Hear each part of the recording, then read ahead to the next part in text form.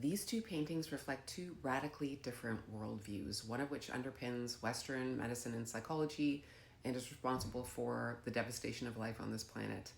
This is The Gleaners by Jean-François Millet, painted in the 1800s, and I am not criticizing it as a work of art. The fact, though, that we call it a realist painting reflects a series of largely unquestioned assumptions about what is real that underpin Western medicine and psychology, and more broadly, Western civilization to this day. So number one, what we perceive with our five senses is real. Number two, reality is solid, objective, and inert. And number three, reality is made up of objects, and the human body is one of them. These assumptions shape everything from diagnosis to treatment to what gets dismissed as imaginary or psychotic or unscientific. This painting by Norval Morrisseau, called Gathering of Shaman, he is an Anishinaabe artist, and it does not clearly fit inside realist assumptions. So it doesn't present the body as a solid object that ends with the skin. Here, the human body is permeable, entangled, and in constant communication with land, ancestors, spirit, non-human intelligence.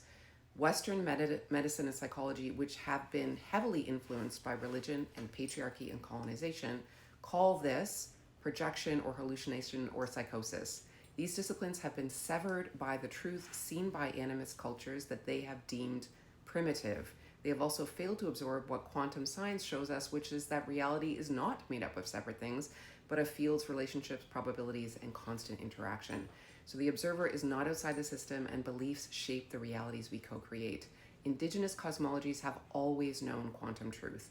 Animism is not a primitive belief. It is a different perceptual orientation that understands that consciousness is everywhere, and every being we have falsely labeled as an object is participating in the conversation. This matters because medicine and psychology are still largely practicing as if the body is a physical machine, bodies and energies, matter and consciousness are separate things, and sensitivity to quantum reality is either impossible or it's a problem. And finally, anything that exceeds narrow realism must be reduced or suppressed. So for neurodivergent people in particular, whose nervous systems are more porous, more attuned, relational, this framework doesn't just fail us, it tells us that we are disordered. It gaslights us into doubting everything we know and believe and experience and feel. Take a moment to let this painting speak to you.